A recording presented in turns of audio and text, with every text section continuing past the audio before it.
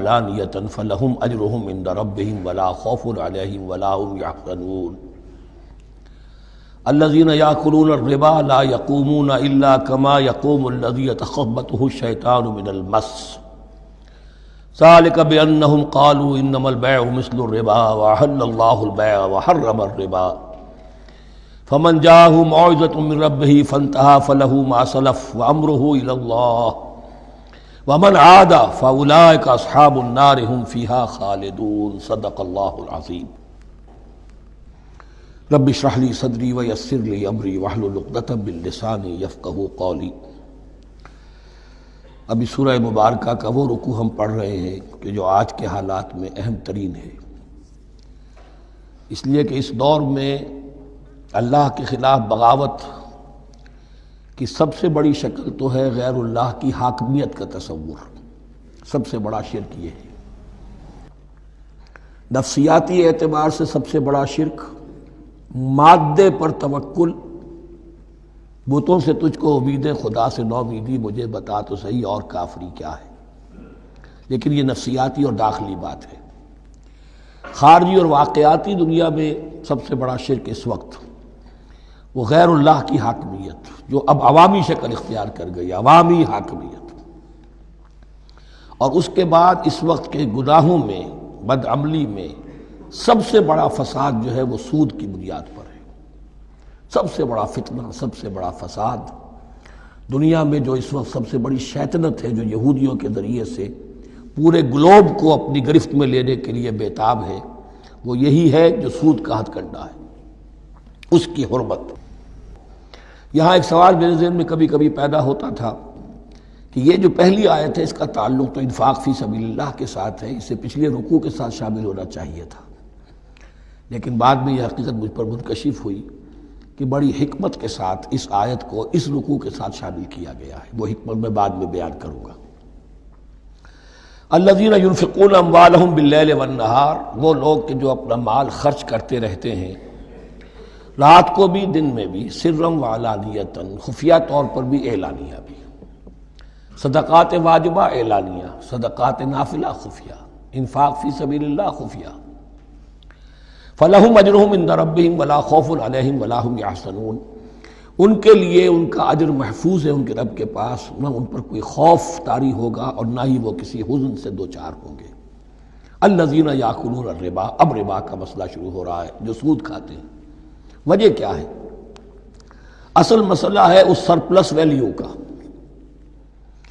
آپ کا کوئی شغل ہے، آپ کی ملازمت ہے، آپ کما رہے ہیں، آپ کا خرچ پورا ہو رہا ہے، کچھ بچت بھی ہو رہی ہے۔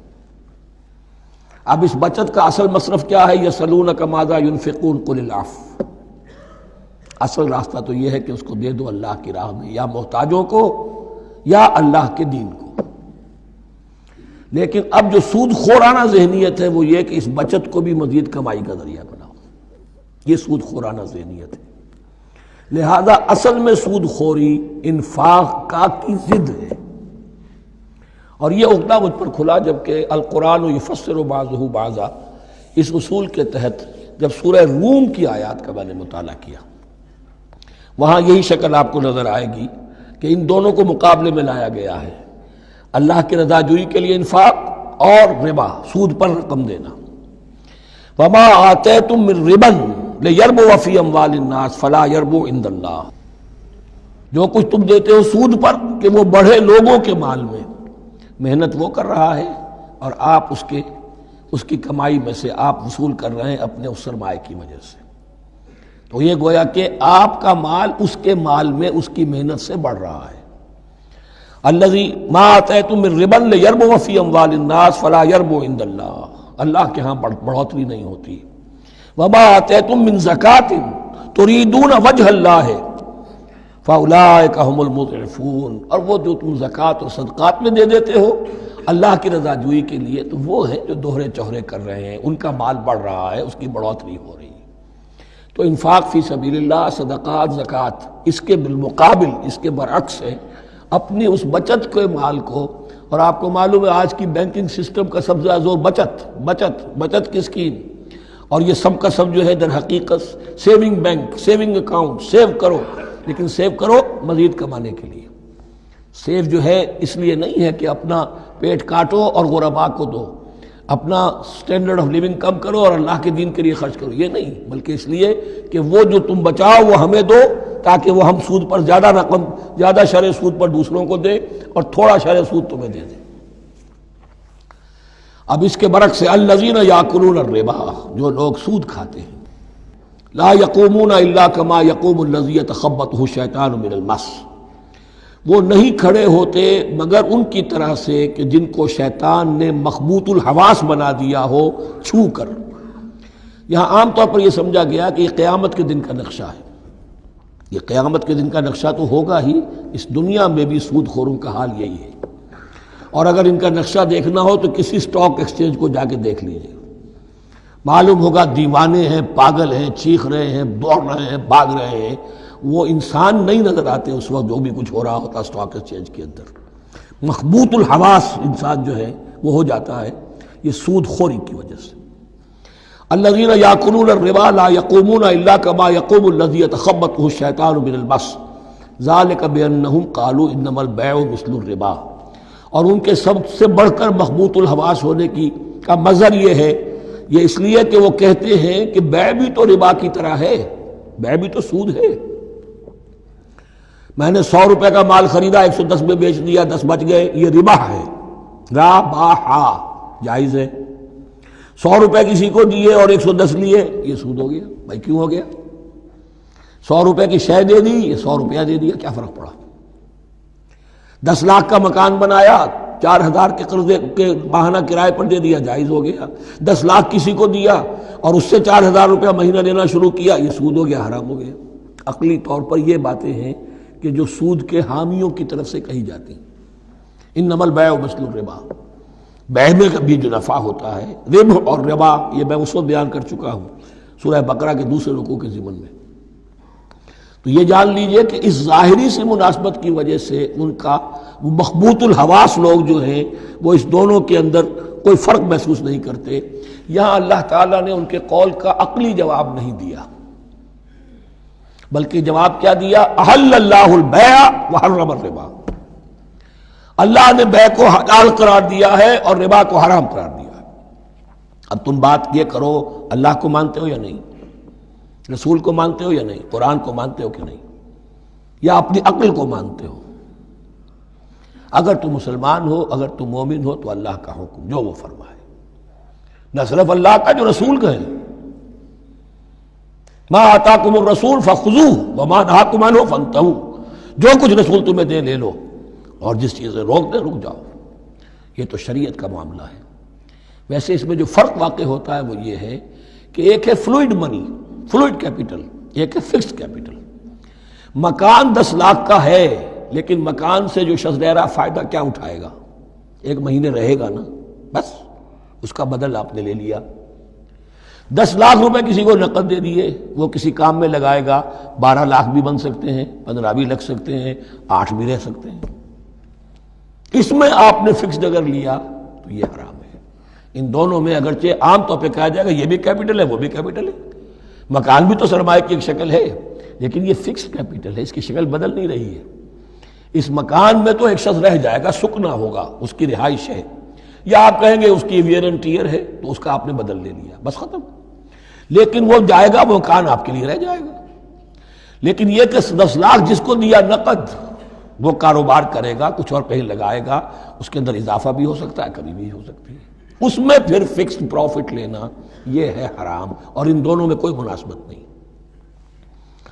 لیکن اللہ تعالیٰ نے یہ جواب نہیں دیا، جواب دیا احل اللہ البیع وحرم الربا فمن جاءہ موعظۃ من ربہ فانتہی فلہ ما سلف، تو جس شخص کے پاس اس کے رب کی طرف سے یہ نصیحت پہنچ گئی اور وہ باز آ گیا، رک گیا، فلہ ما سلف، تو جو کچھ پہلے وہ لے چکا ہے وہ اس کا ہے، وہ اسے واپس نہیں لیا جائے گا، حساب کتاب نہیں کیا جائے گا کہ تم اتنا سود کھا چکے ہو واپس کرو۔ لیکن اس کا یہ مطلب بھی نہیں کہ اس کا کوئی گناہ ان پر نہیں ہوگا، وَأَمْرُهُ إِلَى اللَّهِ، اللہ کے حوالے رہے گا، معلق رہے گا، اللہ چاہے گا تو معاف بھی کر دے گا، اور اللہ چاہے گا تو پچھلے سود کے اوپر بھی اس کی سرزنش ہوگی۔ أَمْرُهُ إِلَى اللَّهِ وَمَنْ عَادَ، لیکن اس نصیحت کے آنے کے بعد بھی جس نے دوبارہ یہ حرکت کی فَأُولَٰئِكَ أَصْحَابُ النَّارِ هُمْ فِيهَا خَالِدُونَ، تو یہ جہنمی ہے اور اس میں ہمیشہ ہمیشہ رہیں گے۔ يَمْحَقُ اللَّهُ الرِّبَا وَيُرْبِي الصَّدَقَاتِ، اللہ تعالیٰ ربا کو مٹاتا ہے، دباتا ہے۔ اور ہمارے زمانے میں شیخ محمود احمد مرحوم نے ایک کتاب لکھی ہے مین اینڈ منی، اس میں ثابت کیا ہے جہاں جو یہ سود کا معاملہ چلتا ہے تین چیزیں ساتھ ساتھ بڑھتی چلی جاتی ہیں۔ جتنا سود بڑھے گا ان امپلائمنٹ بڑھے گی، انفلیشن بڑھے گی، نتیجے میں انٹرسٹ ریٹ بڑھے گا، جیسے انٹرسٹ ریٹ بڑھے گا ان امپلائمنٹ مزید ہوگی، انفلیشن زیادہ ہوگی، اس سے وشس سرکل، اور اسی کے نتیجے میں تباہی ہو جاتی ہے، چھپی رہتی ہے وہ تباہی۔ وہ تو ایک ہی وقت میں بینک کرپٹ ہوگا، کوئی بینک، بڑے بڑے بینک جو ہیں دیوالے نکلیں گے، ابھی جو کوریا کا حشر ہو رہا ہے اور جو اس سے پہلے روس کا ہو چکا ہے، یہ سارا جو ہے یہ یوں سمجھیے شیش محل کی طرح ہے، اس میں تو ایک پتھر پڑے گا تو ٹکڑے ہو جائیں گے۔ وَمَنْ عَادَ فَأُولَٰئِكَ أَصْحَابُ النَّارِ هُمْ فِيهَا خَالِدُونَ يَمْحَقُ اللَّهُ الرِّبَا وَيُرْبِي الصَّدَقَاتِ، اللہ تعالیٰ پالتا ہے، صدقات کو پالتا ہے، بڑھاتا ہے اللہ کے ہاں۔ وہ آیت میں سنا چکا ہوں آپ کو، سورہ روم کی 39ویں آیت ہے یہ، وَمَا آتَيْتُم مِّن رِّبًا لِّيَرْبُوَ فِي أَمْوَالِ النَّاسِ فَلَا يَرْبُو عِندَ اللَّهِ وَمَا آتَيْتُم مِّن زَكَاةٍ تُرِيدُونَ وَجْهَ اللَّهِ فَأُولَٰئِكَ هُمُ الْمُضْعِفُونَ وَاللَّهُ لَا يُحِبُّ كُلَّ كَفَّارٍ أَثِيمٍ، اور اللہ کو ہرگز پسند نہیں ہے وہ سب کہ جو ناشکرے ہیں اور گناہگار ہیں۔ ان الذين آمنوا وعملوا الصالحات واقاموا الصلاة وآتوا الزكاة لهم اجرهم عند ربهم ولا خوف عليهم ولا هم يحزنون، ہاں جو لوگ ایمان لائیں اور نیک عمل کریں، نیک عمل میں ظاہر بات ہے جو شے حرام ہے اس کا چھوڑ دینا بھی لازم ہے، اور نماز قائم رکھیں، زکوٰۃ ادا کریں، ان کے لیے ان کا اجر محفوظ ہے ان کے رب کے پاس، ولا خوف علیہم ولا هم يحزنون۔ یا ایھا الذین آمنوا اتقوا اللہ وذروا ما بقی من الربا، اے ایمان والو اللہ کا تقوی اختیار کرو اور چھوڑ دو جو رہ گیا ہے سود میں سے۔ آج فیصلہ کر لو کہ جو بھی کچھ تم نے کسی کو قرض دیا تھا اب اس کا سود چھوڑو۔ یا ایھا الذین آمنوا اتقوا اللہ وذروا ما بقی من الربا ان کنتم مؤمنین، اگر تم مومن ہو۔ فإن لم تفعلوا، اور اگر تم نے ایسا نہ کیا، باز نہ آئے، فاذنوا، تو کان کھول کر سن لو، بحرب من اللہ ورسولہ، اللہ اور اس کے رسول کی طرف سے اعلان جنگ۔ یہ الٹیمیٹم ہے اگر باز نہیں آتے سود سے۔ دیکھیے کسی اور گناہ پر یہ بات نہیں آئی، اللہ اور اس کے رسول کی طرف سے اعلان جنگ۔ وَإِن تُبْتُمْ فَلَكُمْ رُءُوسُ أَمْوَالِكُمْ، اگر تم توبہ کرو تو تمہارے جو اصل راس المال ہے وہ تمہیں لوٹا دیے جائیں گے۔ سود چھوڑ دو، راس المال واپس لے لو۔ لا تظلمون ولا تظلمون، نہ تم ظلم کرو سود لے کر اور نہ تم پر ظلم کیا جائے کہ تمہارا راس المال بھی دبا دیا جائے۔ لا تظلمون ولا تظلمون۔ وَإِن كَانَ ذُو عُسْرَةٍ، اور اگر تمہارا جو مقروض ہے وہ تنگی میں ہے، وہ تنگ دستی میں ہے، فَنَظِرَةٌ إِلَىٰ مَيْسَرَةٍ، تو انہیں انتظار کرو، پھر اسے مہلت دو کہ اس کی ہاں کشادگی پیدا ہو جائے، آسانی سے وہ آپ کی رقم، آپ کا قرض واپس کر سکے۔ لیکن اس سے بھی آگے وَأَن تَصَدَّقُوا خَيْرٌ لَكُمْ، تم صدقہ ہی کر دو۔ تمہارا بھائی غریب تھا، اس کو تم نے قرض دیا تھا، کچھ سود لے کر کھا بھی چکے ہو، اب جو ہے سود، اب تو باقی سود کو تو چھوڑا ہی ہے، اگر وہ راس المال بھی بخش دو اس کو، یہ انفاق ہو جائے گا، یہ قرض حسنہ اللہ کو ہو جائے گا، یہ تمہارا جو ہے ذخیرہ آخرت بن جائے گا۔ تو یوں سمجھیے کہ جو بھی جو ہے جس کو سرپلس ویلیو میں نے کہا تھا اسلامی معیشت کے اندر، جو بچت ہے آپ کی، اس بچت کا سب سے اونچا مصرف کیا ہے؟ صدقہ دے دو، انفاق کر دو۔ اس سے کم تر کیا ہے؟ قرض حسنہ، قرض دے دو کسی کو تاکہ وہ اپنی ضرورت چلا لے، اس کا کاروبار رکا ہوا تھا وہ چل پڑے گا اور تمہیں پھر وہ اپنی اصل رقم واپس کر دے گا۔ یہ قرض حسنہ اس سے کم تر درجہ ہے۔ تیسرا درجہ ایک اور بھی ہے جو جائز تو ہے مکروہ، پسندیدہ نہیں ہے۔ تم زیادہ ہی خسیس ہو، چلو مزاربت پر دے دو، اور مزاربت یہ ہے کہ رقم تمہاری کام وہ کرے گا، اگر بچت ہو جائے تو تم بھی لے لینا، اگر نقصان ہو جائے تو کوئی تاوان نہیں لے سکتے اس سے، یہ ہے مزاربت۔ اس کے بعد اگر تم کہو کہ میں دے رہا ہوں، مجھے اتنے پرسنٹ تو بہرحال تم نے دینا ہی دینا ہے، اس سے بڑھ کر حرام شے کوئی نہیں۔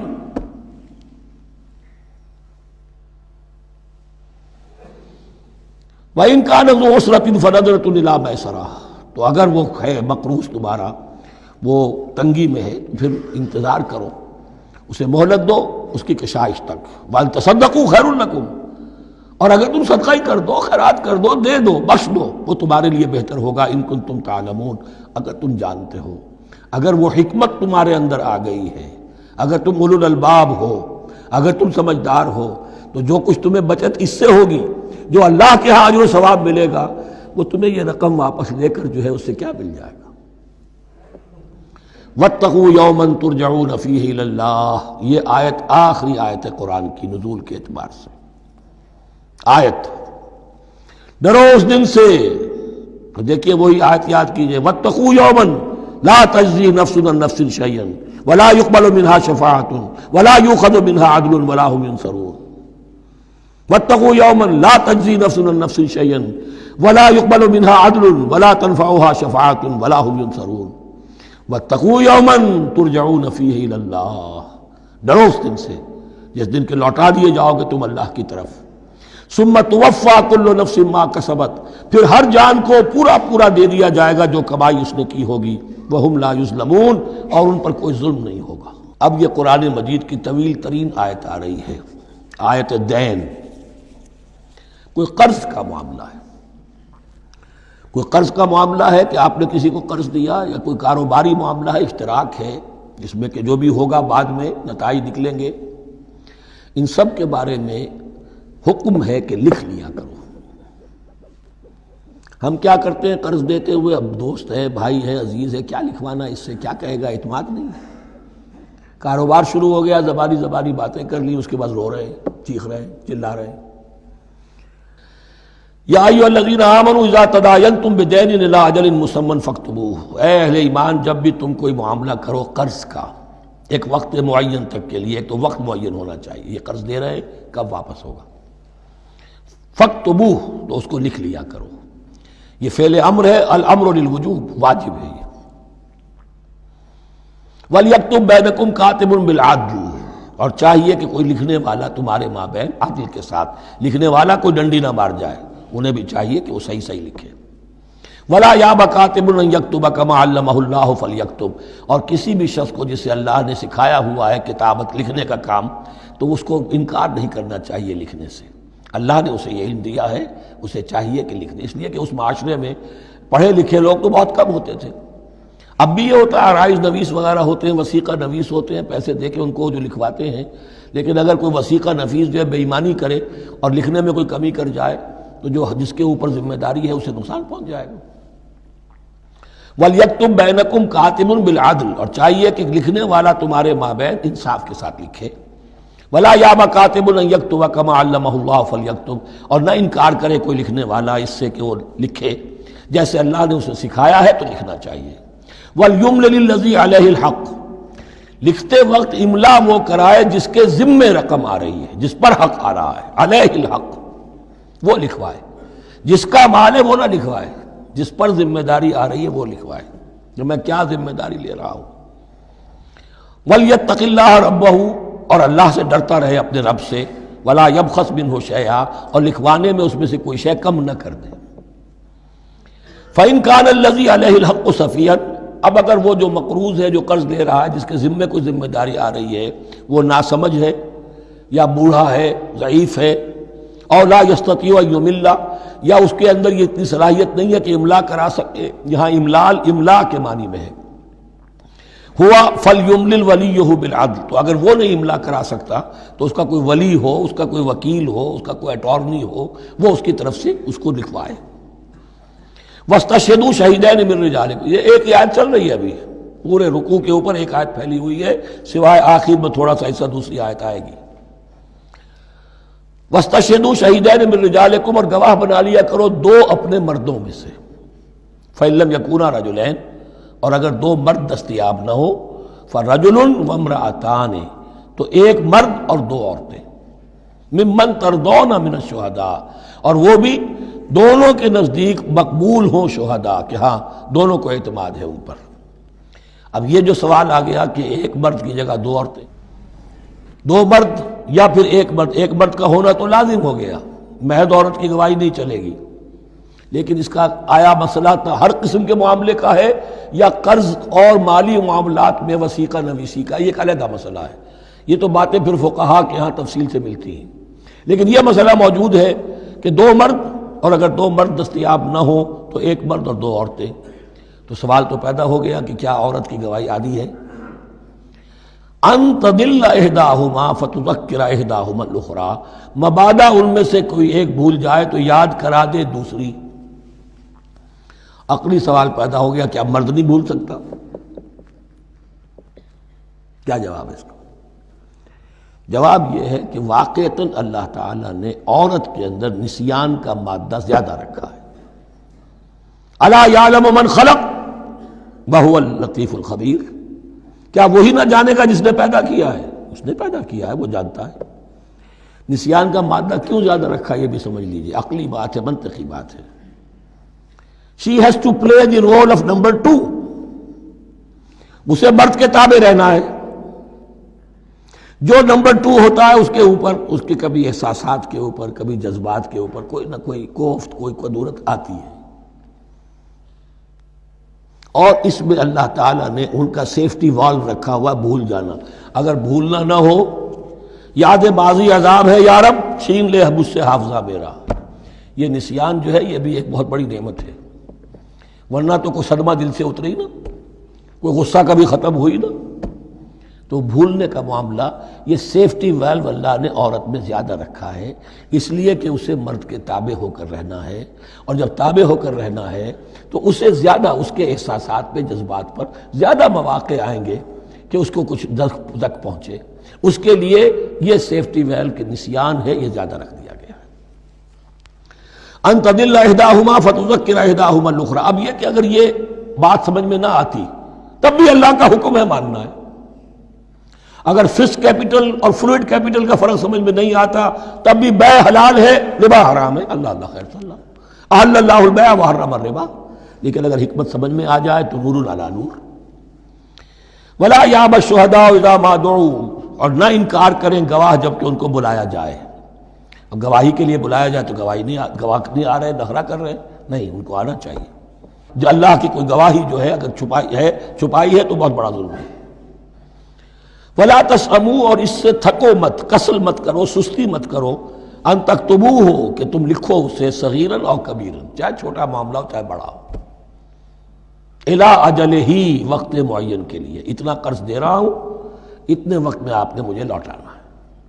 اس کے بعد آپ بڑھا سکتے ہیں، آپ دیکھ سکتے ہیں، اسے مزید مہلت دے سکتے ہیں. ایسے ہی حالات ہیں تو آپ معاف بھی کر سکتے ہیں. لیکن یہ کہ جب لکھنا ہے، حکم دیا جا رہا ہے تو اس میں اجل معین ہو، الی اجلہ. اور اس میں چھوٹے بڑے کی تفریق نہ کرو، چاہے چھوٹا مسئلہ بڑا لکھ لو. ذالکم اقسط عند اللہ، یہ اللہ کے نزدیک بھی زیادہ مبنی بر انصاف ہے. واقوم للشہادہ، اور گواہی کے لیے زیادہ قوی ہوگا اور زیادہ درست ہوگا. لکھی ہوئی شے ہوگی تو اب معاملہ جو ہے بہت واضح رہے گا، ورنہ زبانی یادداشت کے اندر کہیں کہیں جو ہے تعبیر ہی میں فرق ہو جاتا. وعدنا اللہ ترتابوا، اور یہ اس کے بہت قریب ہے کہ تم بھولو گے نہیں. الا ان تکون تجارتا حاضرتا تدیرونها، الا یہ کہ کوئی لین دین ہو، تجارت ہو جو حاضر ہوتی ہے دست بدست. آپ نے سودا دیا، اس نے پیسے دے دیے. اب کیش میں وہ دے دیجئے یا آپ دینا چاہیں تو، ورنہ یہ شریعت میں لازم نہیں ہے. اگر ایسا دست بدست کا معاملہ ہے تو پھر یہ ہے کہ وہ تو ہو گیا ایکسچینج. وہ مال جو ہے دکاندار نے مال دیا، آپ نے پیسے دے دیے، اس کے لکھنے کی ضرورت نہیں ہے. الا ان تکون تجارتا حاضرتا تدیرونها بینکم، تو اگر وہ تجارت ہو کہ نقد تمہاری چلتی ہے، آپس میں لین دین ہو رہا ہے، فلیس علیکم جناح الا تکتبوها، تو کوئی حرج نہیں ہے تم پر کہ اسے نہ لکھو. واشہدوا اذا تبایعتم، اور گواہ بنا لیا کرو جب کوئی مستقبل کا سودا کرو. یہ بیع سلم جو ہوتی ہے یہ مستقبل کا سودا ہے، قرض کا سودا ہے. بیع سلم بھی ایک طرح کا قرض ہے. آج آپ طے کرتے ہیں کسی شخص سے، کسی کاشتکار سے، زمیندار سے کہ اگلا موسم جو آئے گا فصل کا، گیہوں کی فصل کا، تو اتنے روپے من کے حساب سے 500 من گندم میں آپ سے لوں گا. یہ بیع سلم کہلاتی ہے، اور اس میں لازم ہے کہ پوری قیمت ابھی ادا کر دیں. لیکن اس میں بھی کہ اس وقت آپ کو اتنی گندم دینی ہے، اس کو لکھوا لو اور اس پر 2 گواہ بنا لو.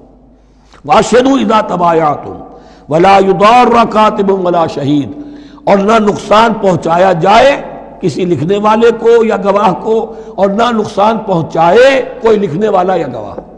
یضار دونوں کے لیے آ جائے گا، یہ معروف بھی ہے اور مجرور بھی ہے۔ نہ ضرر پہنچایا جائے اور نہ ضرر پہنچائے، نہ کوئی کاتب اور نہ کوئی شہید گواہ۔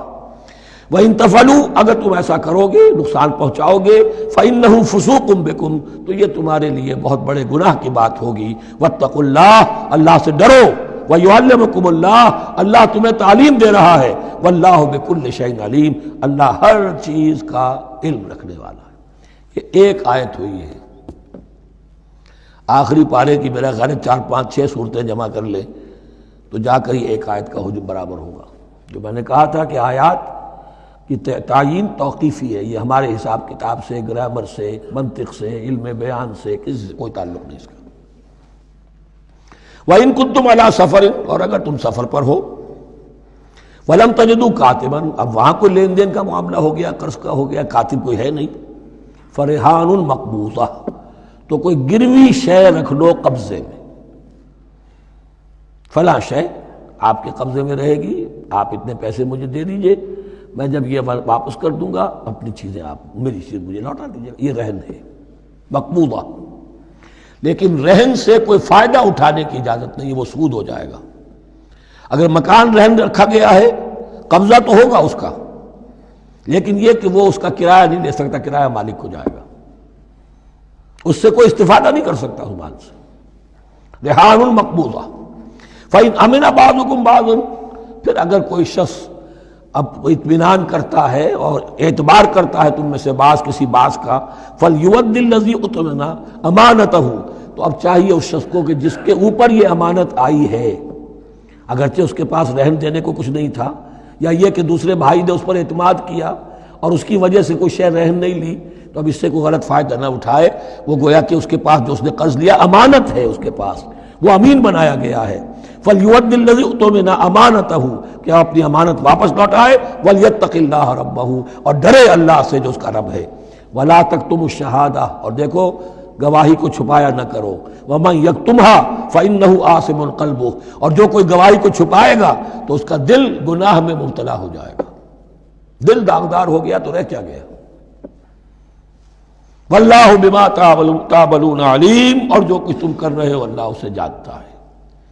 اللہ کے فضل و کرم سے آخری رکوع پر ہم پہنچ گئے، اور یہ بڑا ایک یوں سمجھئے 3 آیتوں پر مشتمل رکوع ہے، جیسے کہ وہ رکوع جو ہم نے پڑھا تھا جس میں آیت الکرسی ہے، 4 آیتیں ہیں وہ، اور یوں کہا جا سکتا ہے کہ یہ 2 رکوع ایک دوسرے کے بالکل بالمقابل ہیں اپنی عظمت میں اور مقام میں۔ آیت الکرسی کی جگہ یہاں ایک دعا کی آیت ہے، جامع ترین دعا جو آئے گی آخری آیت میں، للہ ما فی السماوات و ما فی الارض۔ اکثر و بیشتر آپ دیکھیں گے سورتوں کے اختتام پر یہ الفاظ پھر آتے ہیں، اللہ ہی کا ہے جو کچھ بھی ہے آسمانوں اور زمین میں۔ وَإِن تُبْدُوا مَا فِي أَنفُسِكُمْ أَوْ تُخْفُوهُ، اور جو کچھ تمہارے دلوں میں ہے خواہ تم اسے ظاہر کرو خواہ چھپاؤ، يُحَاسِبْكُم بِهِ اللَّهُ، اللہ تم سے محاسبہ کر لے گا، تمہاری نیتیں اس کے علم میں ہیں۔ ان اللہ لا ينظر الى صورکم ولا الى اموالکم ولکن ينظر الى قلوبکم واعمالکم، اللہ تمہاری صورتوں کو نہیں دیکھتا، تمہارے مال و دولت کو نہیں دیکھتا، تمہارے دل کو دیکھتا ہے، تمہارے اعمال کو دیکھتا ہے۔ تو دل میں جو کچھ ہے خواہ کتنا ہی چھپا لو، اللہ کے محاسبے سے نہیں بچو گے۔ فَيَغْفِرُ لِمَن يَشَاءُ وَيُعَذِّبُ مَن يَشَاءُ، پھر وہ بخش دے گا جس کو چاہے گا اور عذاب دے گا جس کو چاہے گا۔ اختیار مطلق اللہ کے ہاتھ میں ہے۔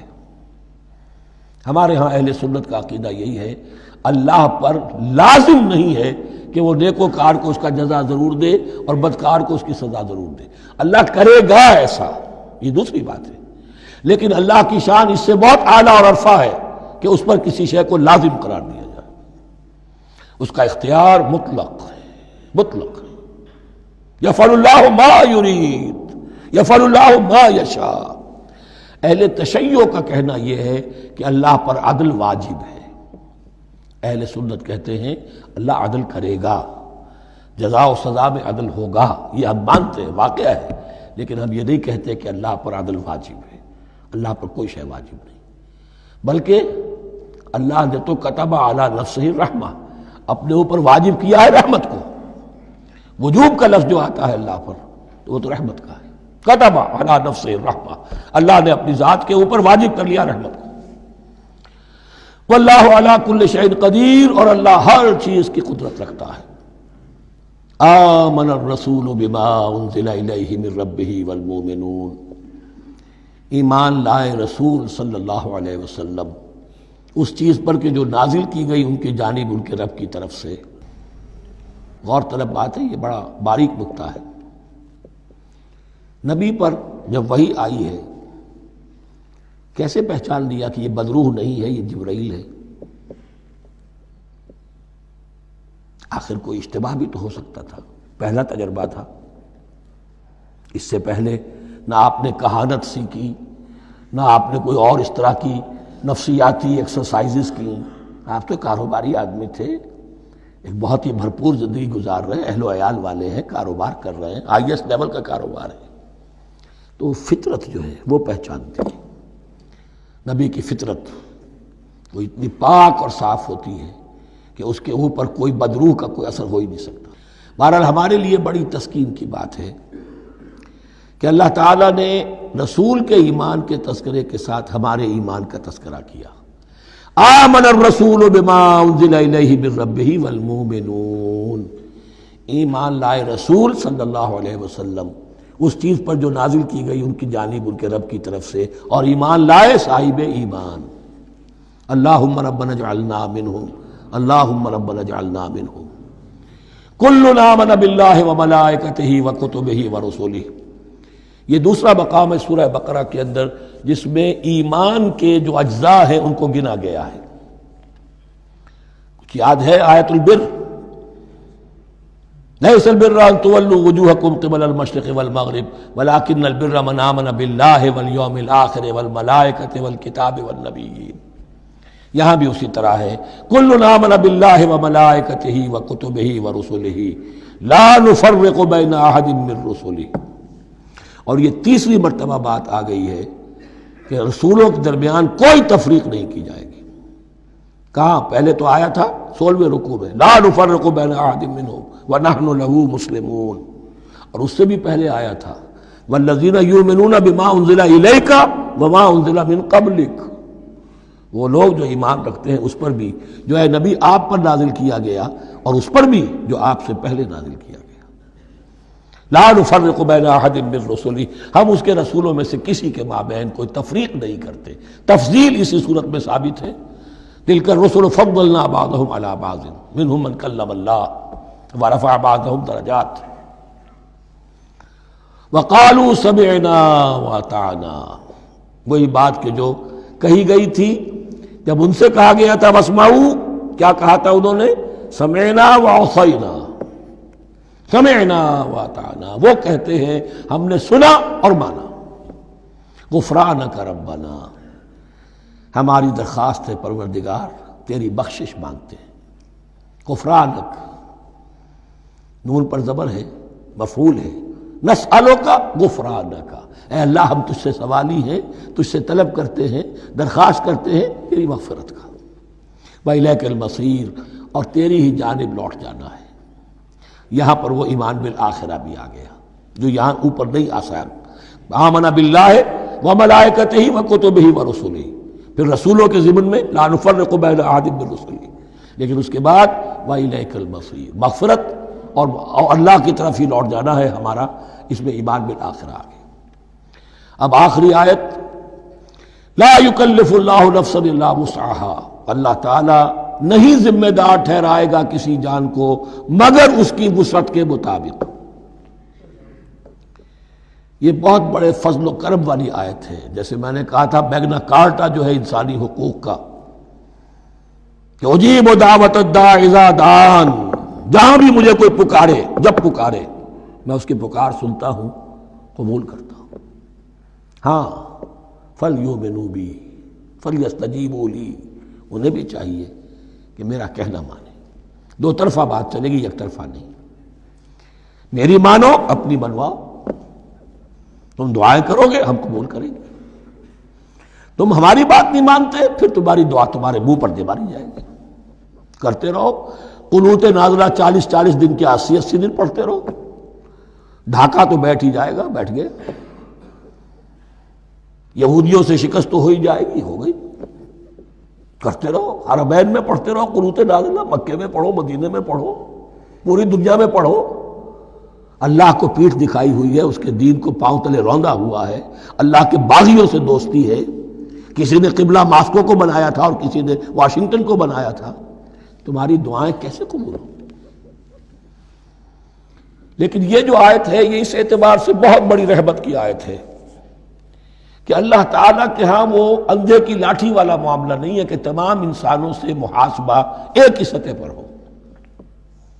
اللہ جانتا ہے کس کی کتنی وسعت ہے، اور وسعت کن چیزوں سے بنتی ہے۔ آپ کو کوئی اور جین ملے ہیں، مجھے کوئی اور جین ملے ہیں، انہیں کوئی اور جین ملے ہیں، جینز، ان جینز کی اپنی اپنی خصوصیات ہیں، خصائص ہیں، پراپرٹیز ہیں، لیمیٹیشنز ہیں۔ آپ کو کوئی اور ماحول ملا، اسے کوئی اور ماحول ملا، اسے کوئی اور ماحول ملا، تو hereditary factors multiplied by environmental factors, ان دونوں سے ایک شخصیت کا ہیولہ بنتا ہے انسان کا، جس کو پیٹرن کہتے ہیں ہمارے مستری لوگ۔ جب لوہے کا کوئی شے جو ہے ڈھالنی ہے تو اس کے لیے پہلے مٹی کا یا لکڑی کا ایک پیٹرن بناتے ہیں، انگریزی میں پیٹرن ہے، وہ پیٹرن کہتے ہیں ہمارے مستری لوگ۔ اب آپ لوہا جو ہے اس کو جب اسے کر لیں گے، مائع بنا لیں گے، گلا لیں گے، پھر اس میں ڈالیں گے، وہی شکل ہو جائے گی۔ یہ شاکلہ ہے ہر انسان کا جو بن جاتا ہے۔ قُلْ كُلٌّ يَعْمَلُ عَلَى شَاكِلَتِهِ فَرَبُّكُمْ أَعْلَمُ بِمَنْ هُوَ أَهْدَىٰ سَبِيلًا۔ اس شاکلہ کے اندر اندر آپ کو محنت کرنی ہے۔ اللہ جانتا ہے کس کا شاکلہ وسیع تھا، کس کا شاکلہ تنگ تھا، کس کے جینز اعلیٰ تھے، کس کے جینز ادنا تھے، کس کے ہاں ذہانت زیادہ تھی، کس کے ہاں جسمانی قوت زیادہ تھی۔ جو بھی کچھ اس نے دیا ہے، جس کو وہاں ہم نے رکھا اس کو وہاں رکھا، اس نے وہاں تعلیم پائی، اس نے یہاں تعلیم پائی، جو بھی انوائرمنٹل فیکٹرز آئے ہیں، جو بھی جینیٹک فیکٹرز آئے ہیں، سب اللہ کے علم میں ہے۔ ان سب کو ملحوظ رکھ کے اللہ حساب لے گا۔ جو شاکلہ ہم نے تمہیں دیا تھا اس میں تم نے کیا کیا؟ ایک شخص کے اندر فرض کیجئے استعداد ہی ہے 20 درجے کی استعداد ہے، اس نے فرض کیجئے 18 درجے کام کر دیا، کامیاب ہو گیا۔ کسی میں استعداد 100 درجے کی تھی، اس نے 50 درجے کیا، ناکام ہو گیا۔ حالانکہ کمیت کے اعتبار سے 50 درجے زیادہ ہے 18 درجے سے، لیکن یہ 18 درجے کا کام وہ کر رہا ہے جس کے اندر استطاعت تھی ہی 20 کی، یا 18 ہی کی تھی، اس نے پوری کر دی۔ اور 50 درجے والا وہ جس کو اللہ نے دے رکھی تھی 1000 کی استطاعت، اس کا وہ 50 بیکار ہو گیا۔ تو اللہ تعالیٰ کا محاسبہ جو ہے انڈیویجول ہے، اس لیے فرمایا گیا کلہم آتی ہے یوم القیامت فردا، ان میں سب لوگ اس دن قیامت کے دن سب آئیں گے اکیلے اکیلے، تنہا تنہا، ہر ایک کا حساب ہوگا وہاں، اور ہر ایک کا حساب ہوگا لا یکلف اللہ نفسا الا وسعہا، اللہ ذمہ دار نہیں ٹھہرائے گا کسی بھی جان کو مگر اس کی وسعت کے مطابق۔ البتہ اس کا اب ایک ریورس ہے۔ ہوتا کیا ہے، ہم سمجھتے ہیں دنیا میں تو بھاگ دوڑ کر رہے ہیں، اور دین اجی ہمارے اندر تو استطاعت دین کے کام کی صلاحیت ہی نہیں ہے۔ دنیا میں دیکھیں بڑے کامیاب تیزی کے ساتھ دوڑ رہے ہیں، کامیاب پر کامیاب، دین ہمارے اندر تو استطاعت نہیں ہے، استعداد ہی نہیں ہے، کیا کریں؟ یہ دھوکہ ہے، سیلف ڈسیپشن ہے۔ استعداد اور استطاعت کے بغیر اور صلاحیت اور ذہانت کے بغیر دنیا میں بھی آپ کما نہیں سکتے، محنت نہیں کر سکتے، کوئی نتائج حاصل نہیں کر سکتے۔ یہ دھوکہ اپنے آپ کو نہ دیجئے، یہ ہے جو کچھ کر سکتے ہو کیجئے، کھودیے اپنی شخصیت کو، کھود کھود کر جو نکال سکتے ہو نکال دیجئے۔ ہاں آپ نکال سکیں گے اتنا ہی جتنا آپ کے اندر ودیت ہے، زیادہ کہاں سے لے آئیں گے؟ اور اللہ نے کس میں کیا ودیت کیا ہے وہ جانتا ہے، اس کا حساب لینا جو ہے محاسبہ وہ اس پر ہے کہ جو اس نے تمہیں دیا ہے۔ لا، اور یہ مضمون قرآن مجید میں 5 مرتبہ آیا ہے بہت اہمیت کے ساتھ۔ لا یکلف اللہ نفسا الا وسعہا لہا ما کسبت وعلیہا ما اکتسبت، اسی جان کے لیے ہے جو اس نے کمایا اور اس کے اوپر وبال بنے گا جو اس نے برائی کمائی. لیکن لام اور علا، لہا ما کسبت، جو بھی اس نے نیکی کمائی اس کے حق میں ہے، اس کے لیے ہے، اس کا اجر ملے گا، ثواب ملے گا. اور جو بدی کمائی وہ اس پر وبال بنے گا، اسی کے لیے اس کو سزا ملے گی، اسی کے حوالے سے. اب وہ آخری دعا آ گئی جامع ترین اور عظیم ترین دعا ہے قرآن مجید کی. ربنا لا تؤاخذنا ان نسینا او اخطانا. اہل ایمان کے راستے پر، عمل صالح کے راستے پر مقدور بھر، امکان بھر اپنی شخصیت کے کونوں کھدروں میں سے بھی نکال کر، اپنی ریزیڈول انرجیز کو بھی نکال کر اللہ کی راہ میں لگا دیں. لیکن اس کے بعد بھی کوئی غرہ نہ ہو، کوئی غرور نہ ہو، کوئی اپنی محنت پر، اپنی نیکی پر، اپنی کمائی پر، اپنے کارناموں پر کہیں انسان دھوکہ نہ کھا جائے. کیفیت کیا رہنی چاہیے؟ وہ یہ ہے تواضع، عجز، انکساری. ربنا لا تؤاخذنا ان نسینا او اخطانا. اے رب ہم سے مواخذہ نہ کیجو اگر ہم بھول جائیں یا ہم سے خطا ہو جائے. نسیان بھی ہے، الانسان مرکب من الخطاء والنسیان. انسان کے اندر یہ دونوں چیزیں، خطا اور نسیان، یہ تو گندھی ہوئی ہیں. خطا یہ ہے کہ آپ نے اپنی امکانی حد تک تو نشانہ ٹھیک لگایا تھا، نشانہ خطا ہو گیا، ٹھیک ہے، کوئی بات نہیں، آپ کی نیت صحیح تھی. ایک اجتہاد کرنے والا اجتہاد کر رہا ہے، امکانی حد تک اس نے کوشش کی ہے کہ صحیح رائے تک پہنچے، لیکن خطا ہو گئی، اللہ معاف کرے گا. اس نے اپنی امکانی کوشش کی تھی، لہذا اسے ثواب ملے گا. مجتہد مخطی بھی ہو تو ثواب ملے گا. مجتہد مصیب ہے، صحیح رائے پر پہنچ گیا ہے تو دوہرا ثواب ملے گا. لیکن مجتہد مخطی ہے تب بھی ثواب ملے گا. تو بھول چوک پر، یہ بھول چوک، خطا جو ہے چوک صحیح ہے بالکل لفظ اس کے لیے، چوک جانا، نشانہ چوک گیا. تو اے پروردگار جو بھی ہم سے سرزد ہو جائے، غلطی ہو جائے، بھول کی وجہ سے یا خطا کی وجہ سے، اس پر مواخذہ نہ کیجو. ربنا ولا تحمل علینا اصرا کما حملتہ علی الذین من قبلنا. اور اے رب ہمارے، ہم پر وہ بوجھ نہ ڈالیو جس سے ہم لے کر چل نہ سکیں. دیکھیے ایک حمل ہوتا ہے جس سے حمال کا لفظ بنا ہے، جس کو لے کر انسان چلتا ہے. حمال اس بوری کو یا بوجھ کو اٹھا کر چل رہا ہے. جو آپ کی طاقت میں ہے اور جس سے لے کر آپ چل سکیں وہ ہے حمل. اور جو ہو آپ کو بٹھا دے، اسر اس کو کہتے ہیں. یہ لفظ سورہ اعراف میں پھر آئے گا، یضع عنہم اسرہم والاغلال التی کانت علیہم. حضور کی شان یہ بھی تھی کہ انہوں نے لوگوں کے بوجھ جو ان کی طاقت سے بڑھ کر تھے ان کے کندھوں سے اتار دیے. ربنا ولا تحمل علینا اصرا کما حملتہ علی الذین من قبلنا. اے اللہ تو نے بڑے بڑے بھاری بوجھ ہم سے پہلے لوگوں پر ڈالے. شریعت بھی پہلے بھاری تھی، بہت سے معاملات ہم نے دیکھ لیے. روزہ ہمارے لیے کتنا آسان کر دیا گیا، رات کو نکال دیا روزے سے، کہہ دیا خاص طور پہ کھاؤ پیو ضرور، سحری ضرور کرو، تسحروا فإن فی السحور برکہ. کتنی آسانی ہے. رات میں تعلق زن و شو کی اجازت ہے. وہاں ان کے روزے میں چپ بھی تھا، چپ بھی رہو، نہ کھاؤ نہ پیو، نہ تعلق زن و شو، نہ گفتگو. تو آسانی کی ہے. ان کے ہاں یوم سبت کا حکم تھا اتنا سخت، کوئی کام نہیں کرو گے. ہمارے ہاں وہ تھوڑے سے وقت کے لیے، اذا نودی للصلاۃ من یوم الجمعۃ فاسعوا الی ذکر اللہ وذروا البیع. اذان سے لے کر اور نماز کے ادا ہو جانے تک ہر کاروبار دنیاوی حرام ہے، لیکن اس سے پہلے اس کے بعد آپ کر سکتے ہیں. تو آسانی ہے. ربنا ولا تحمل علینا اصرا کما حملتہ علی الذین من قبلنا. ربنا ولا تحملنا ما لا طاقۃ لنا بہ. اور اے رب ہمارے، ہم پر وہ بوجھ نہ ہم پر عائد کی جو ہم پر ڈالیو جس کی کہ ہمارے اندر طاقت نہ ہو. واعف عنا، ہم سے درگزر فرماتا رہے، ہمیں معاف کرتا رہے. واغفر لنا، اور ہمیں بخشتا رہے. مغفرت کا لفظ جو ہے اس کو سمجھ لیجئے ڈھانپنا. مغفر کہتے ہیں خود کو، جو ہیلمٹ پہنا ہوتا ہے تاکہ گولی جو ہے وہ سر پہ لگے تو یہ آپ کو بچا لے. مغفر خود پہنتے تھے تلوار کے وار سے سر کو بچانے کے لیے، سر کو ڈھانپا ہوا مغفر سے. تو گناہ کو اللہ تعالیٰ اپنی رحمت سے ڈھانپ دے. واغفر لنا، ہماری خطاؤں کی پردہ پوشی فرما دے.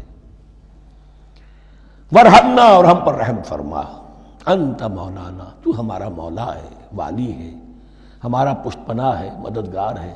اللہ ولی الذین آمنوا یخرجہم من الظلمات الی النور فانصرنا علی القوم الکافرین، بس ہماری مدد فرما کافروں کے مقابلے میں۔ انہی الفاظ پر وہ دعا ختم ہوئی تھی جو طالوت کے ساتھیوں نے کی تھی علیہ الصلوۃ والسلام۔ اصل میں یہ دعا اب تلقین کی جا رہی ہے، مرحلہ سخت آ رہا ہے، مرحلہ سخت ہے اور جان عزیز، تاب لاتے ہی بنے گی غالب۔ اب وہ مرحلہ آ رہا ہے، اس کے لیے تیار ہو جاؤ۔ یہ سارا حصہ جو ہے در حقیقت یہ تمہید ہے غزوہ بدر کی۔ بارک اللہ لی ولکم فی القرآن العظیم ونفعنی وإیاکم بالآیات والذکر الحکیم۔